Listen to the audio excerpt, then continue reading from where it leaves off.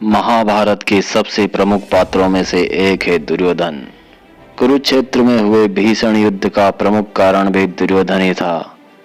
दुर्योधन और उसके भाइयों के जन्म की कथा भी बहुत ही विचित्र है। जब दुर्योधन का जन्म हुआ उस समय बहुत से अपशगुन भी हुए थे। यह सब देखकर विदुर ने धृतराष्ट्र से उस नवजात पुत्र का त्याग करने के लिए कहा था, लेकिन पुत्र मोह के कारण धृतराष्ट्र ने ऐसा नहीं किया। नमस्कार मित्रों, आप सब देख रहे हैं भक्ति सफर चैनल। आज की इस खास प्रस्तुति में आप देख पाएंगे कि महाभारत के प्रमुख खलनायक दुर्योधन का जन्म कैसे हुआ और उसके जन्म के समय क्या क्या अपशगुन हुए थे। तो चलिए शुरू करते हैं आज की इस खास प्रस्तुति को। दरअसल हस्तिनापुर के सम्राट धृतराष्ट्र की पत्नी गांधारी को महर्षि वेदव्यास ने 100 पुत्रों की माता होने का वरदान दिया था। समय आने पर गांधारी को गर्भ ठहरा, लेकिन वह 2 वर्ष तक पेट में रुका रहा। उधर वन में पांडु के साथ रह रही कुंती को पुत्र होने की खबर जब गांधारी को पता चली तो गांधारी ने ईर्ष्यावश अपने गर्भ पर जोरदार प्रहार करके अपना गर्भ गिरा दिया।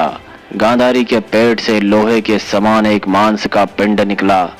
तब महर्षि वेदव्यास वहां पहुंचे और उन्होंने कहा कि तुम 100 कुंड बनवाकर उन्हें घी से भर दो और उनकी रक्षा के लिए प्रबंध करो। इसके बाद महर्षि वेदव्यास ने गांधारी को उस मांस पिंड पर ठंडा जल छिड़कने के लिए कहा। जल छिड़कते ही उस मांस पिंड के 101 टुकड़े हो गए। महर्षि की आज्ञा के अनुसार गांधारी ने उन सभी मांस पिंडों को घी से भरे कुंडों में रख दिया।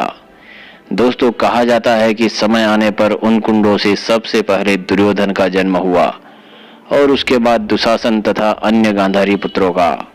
दुर्योधन का जन्म होने पर कई अपशगुन हुए थे।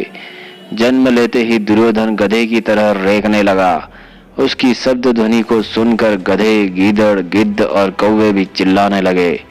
आंधी चलने लगी, यहाँ तक कि कई स्थानों पर आग भी लग गई। यह देखकर विदुर ने राजा धृतराष्ट्र से कहा कि आपका यह पुत्र निश्चित ही कुल का नाश करने वाला है। हे महाराज, आप इसका त्याग कर दीजिए। परंतु धृतराष्ट्र ने पुत्र मोह में होने के कारण विदुर की बात को अस्वीकार कर दिया और जैसा कि दुर्योधन के जन्म के समय अपशगुन हुए थे, उसी के अनुसार बड़ा होकर दुर्योधन कुरुवंश के विनाश का कारण भी बना। दोस्तों, अगर आपको हमारी यह प्रस्तुति अच्छी लगी हो तो इस वीडियो को लाइक शेयर करें और चैनल को सब्सक्राइब भी कर लें। धन्यवाद। जय श्री कृष्ण।